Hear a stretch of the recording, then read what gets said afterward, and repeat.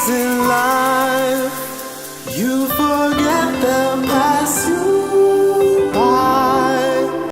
Morning peeps. Morning everyone. Where are we going today? Today is day one. We have just arrived in Cambodia last night. It is our first official day in Phnom Penh, not Phnom Penh. And we are heading on an adventure. We've just hired a bike. It costs us $8 for an automatic. And this kid's driving because it's absolute chaos on the road.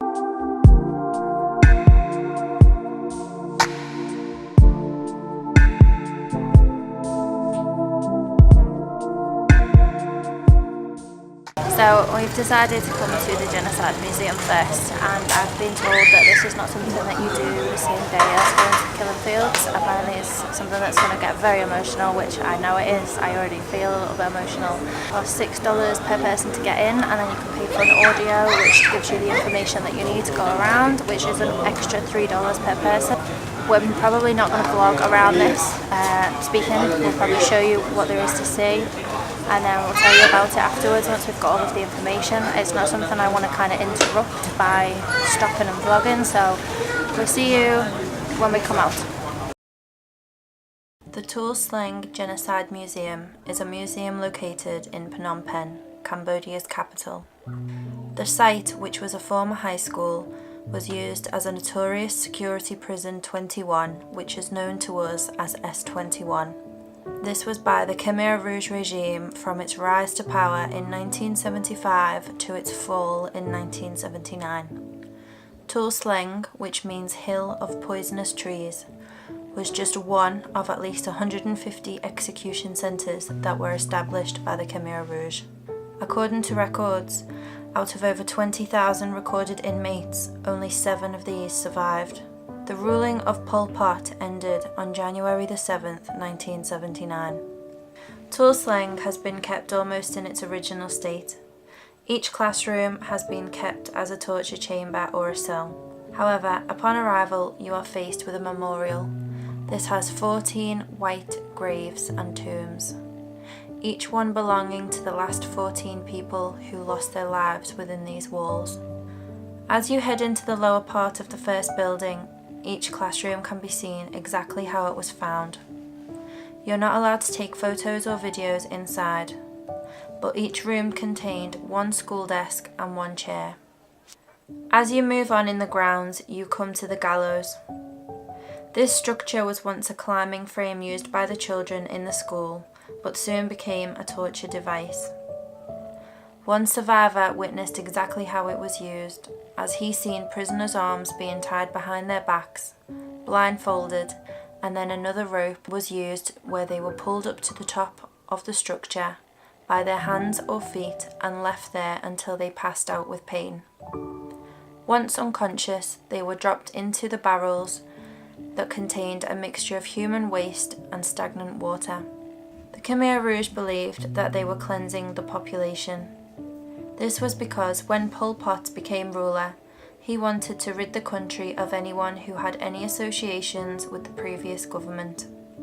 This also included any intellect or professional who would or could compromise or challenge his position in power. The Khmer Rouge government was known to the people as Angkor, and anyone seen to be defying or rising against Angkor was sent to S21. The commander and man in charge of S21 was named Dutch. The rest of the staff at S21 were made up of young boys from the countryside aged between 14 to 18. They had been selected due to their location and the fact that they were very uneducated and were made to believe that the people from the cities were the cause of their poverty and any other government issues, which then led the boys to believe that each prisoner was guilty of the crimes against the government. During one interrogation, a prisoner used a pen to stab himself in the neck whilst another ran and jumped off the top floor of the building. They both committed suicide. After this incident, barbed wire was placed over any exposed areas, preventing this from happening again. The rooms in this building prohibited us using our camera. As you walked around, it was a very eerie atmosphere and very chilling to see the blood-stained floors. The man in charge, Dutch, never physically carried out any of these atrocities.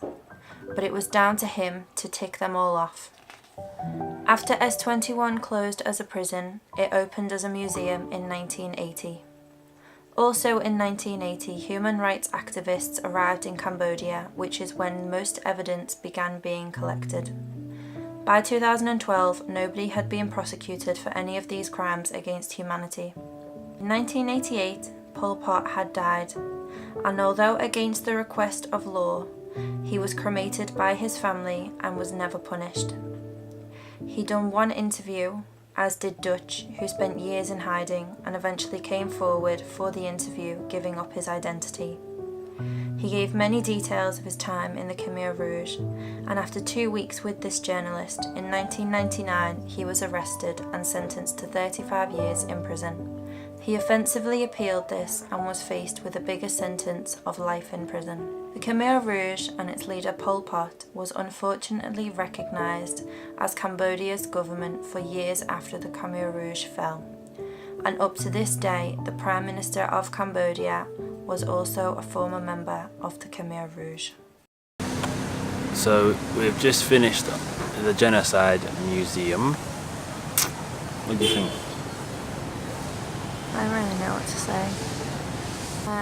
One of those things that I kind of knew a little bit about because I found it by accident when I was online researching coming away.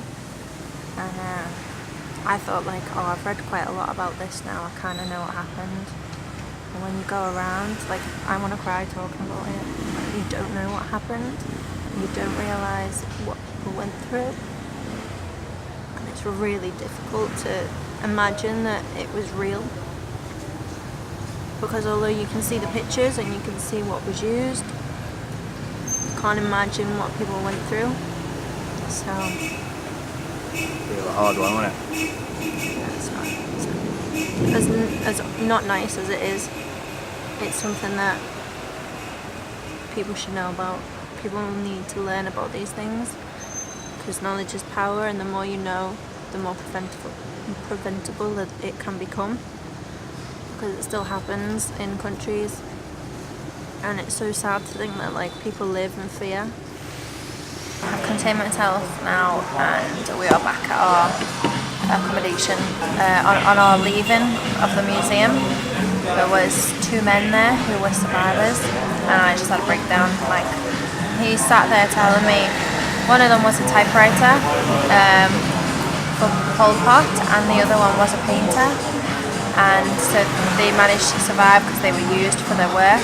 After being freed from the prison, they were selling a book of their stories, so I bought both of them. They were $10 each, and one of the men, he was 67, and the other one was a lot older, was he 85?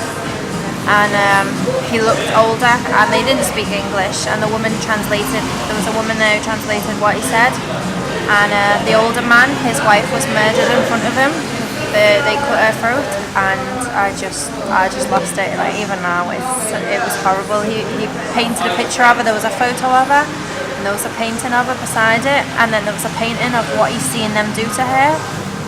And he just sat there, like, telling me this story, and I had a breakdown. Like, it was so difficult to listen to, but I wanted to.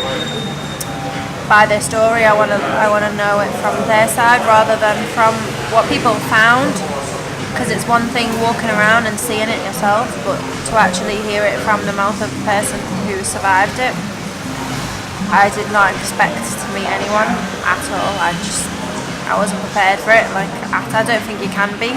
So if you're here, it's what I think that you would be doing, like, yourself and this country and anyone affected a huge disservice if you never went and learned about what happened to these people. So, as heartbreaking as it is, it's an absolute must do when you're in Phnom Penh.